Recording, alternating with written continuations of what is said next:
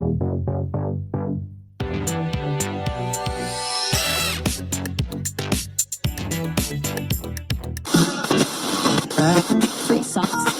1981, comme partout en France, à Calais, beaucoup de radios ont vu le jour. Certaines existent encore, d'autres ont disparu.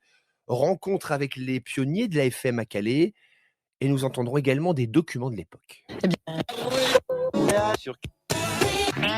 Votre station stéréotonique Radio 6 Calais vous conseille.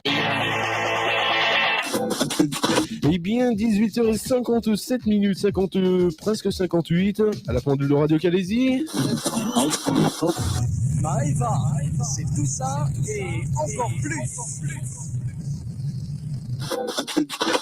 Votre transistor est ouvert, c'est Chlorophylle. C'est le quotidien calaisien Nord Littoral qui est à l'origine de la création en 1981 de Radio Littoral sur le 102.5. La fréquence n'a jamais changé. Au début de l'aventure, les studios sont dans un blocos situé derrière les locaux du journal.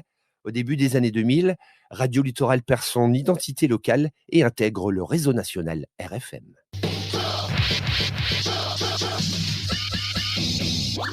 The best music in town. Bien. Très bien pour Bananarama. Love and the First Degree cette semaine, classé 61e dans ce Turbo 102.5. The best music is where?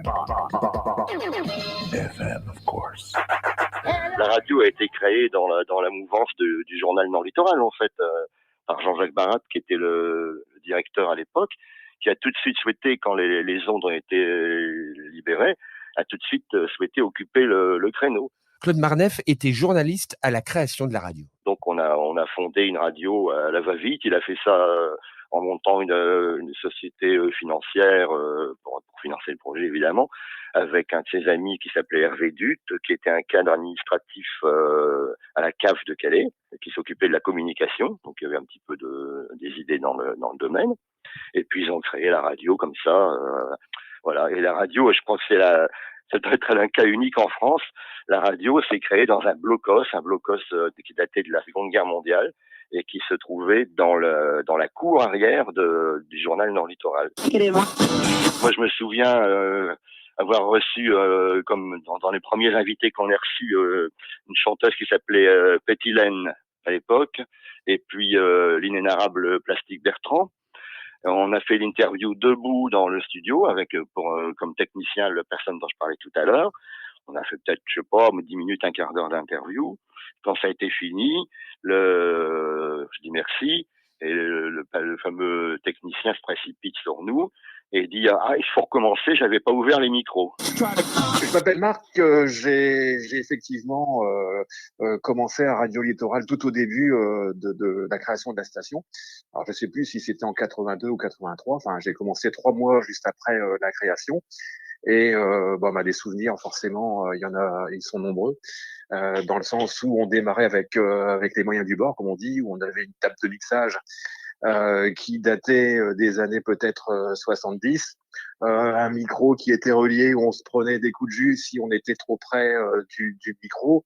Je me souviens qu'on avait été inondé, on avait dû mettre des palettes par terre pour pouvoir être isolé par rapport au sol. On émettait même pas en stéréo, hein. Au départ, c'était en mono. Et l'intérêt, c'est qu'on portait plus loin. On portait jusqu'aux frontières belges. Et il y en avait toujours un qui allait se balader pour voir jusqu'où on pouvait passer. C'était ça un peu le but.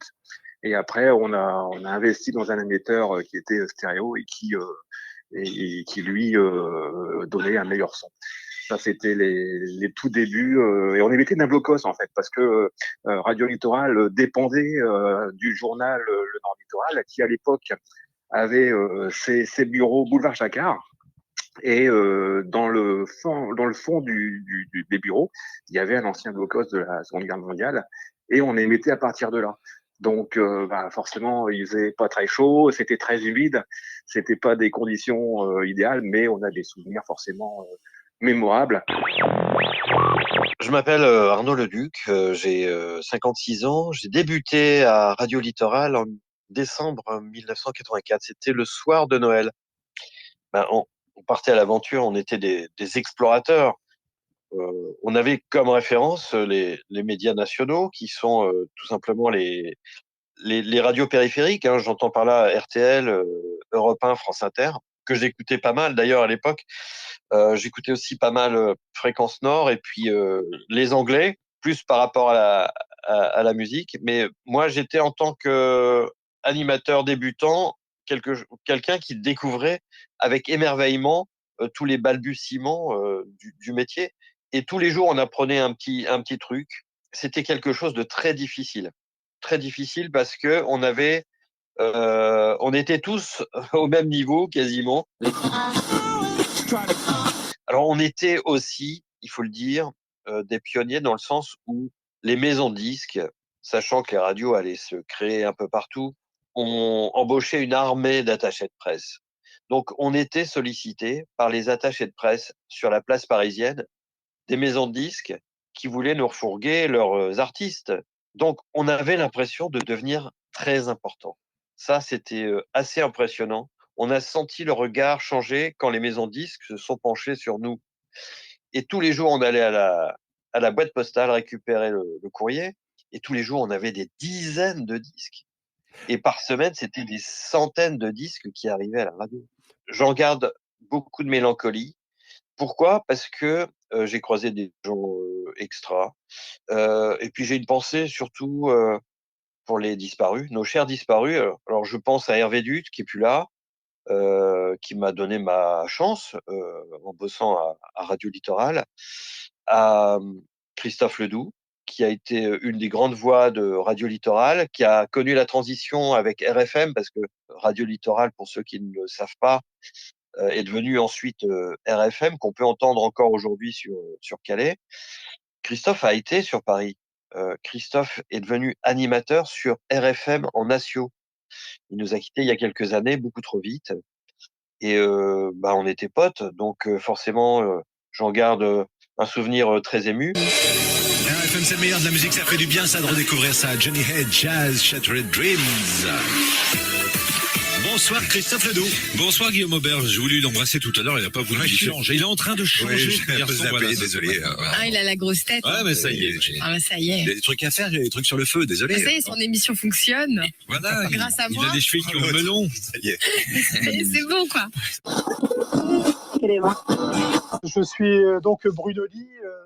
Je suis un homme de communication et de publicité. J'ai eu l'occasion de travailler pour certaines radios FM et notamment Radio Littoral, qu'on appelait aussi Littoral FM, dans les années 85-86. Bon, c'était spontané, c'était frais, et on se marrait comme des fous. On me disait au début que j'arrivais qu'une des blagues, quand c'était encore le blocos, c'est que le compteur électrique se trouvait à l'entrée du blocos, et une des blagues, c'était d'arriver et puis discrètement de faire tomber l'électricité. De laisser quelques secondes de désarroi d'animateur et de remettre. C'est pour vous dire que même les gens en interne avaient une foi toute relative sur le nombre d'auditeurs. Enfin, c'était une cour d'école, et c'était super sympa. Voilà.